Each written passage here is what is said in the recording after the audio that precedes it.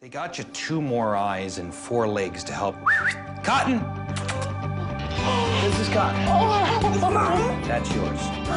Cotton! There's so many things to really help Ethan. One of the things is service dog. Cotton will know to bark if Ethan's breathing should become bad. If Ethan should fall, Cotton can break his fall and then slowly lower him to the ground.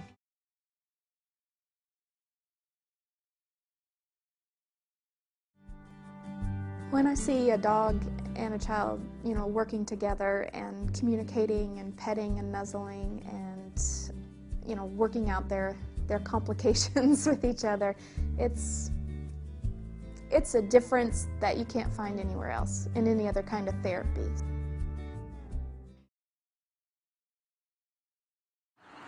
Hey ABC, we're Wilderwood Service Dogs. I'm Marilyn, I'm the head trainer. I'm Stacy, the project manager. I'm Tiffany, the director. And that was Carter. Tiffany founded a nonprofit organization called Wilderwood Service Dogs. She became aware of the need for service dogs to help children with autism and other neurological disorders. She started this organization on a shoestring budget and has helped so many children cope with the debilitating disorder of autism by having a canine companion to help them in their daily lives. Because of our loss of the building in October, I've had to be in touch with some of my families that are waiting for our dogs and tell them that we are unable to provide them in a timely fashion. By the time these families have shown up on our door, they have exhausted all other means possible.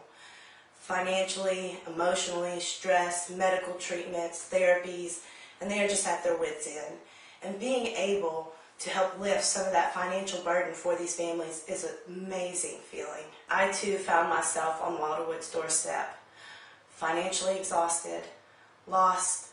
I've been looking for a job for 3 months. I am a single mother of a 3-year-old child.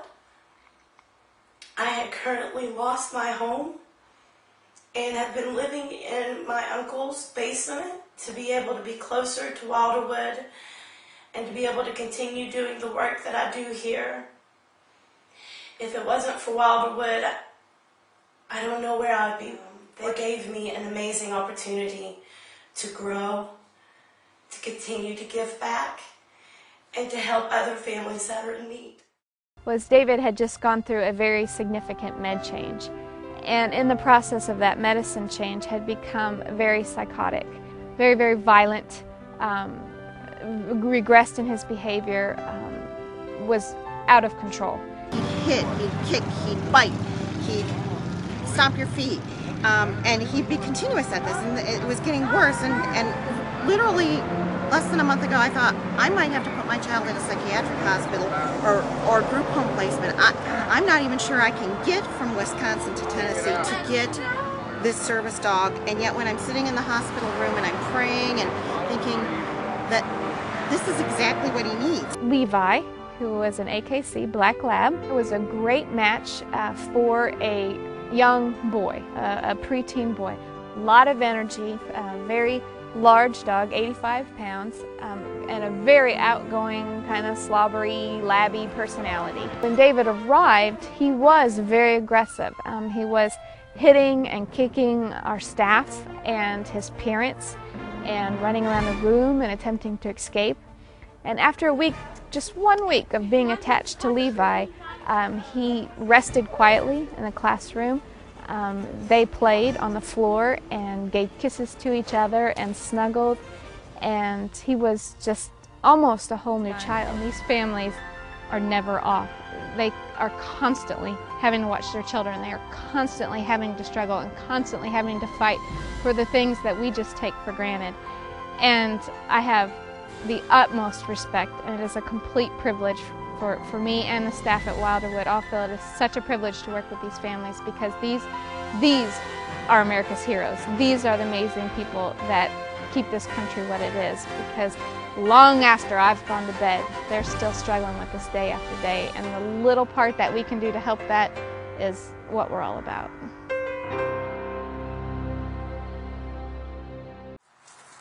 This is our little office, our front porch. Stuff stacked from floor to ceiling.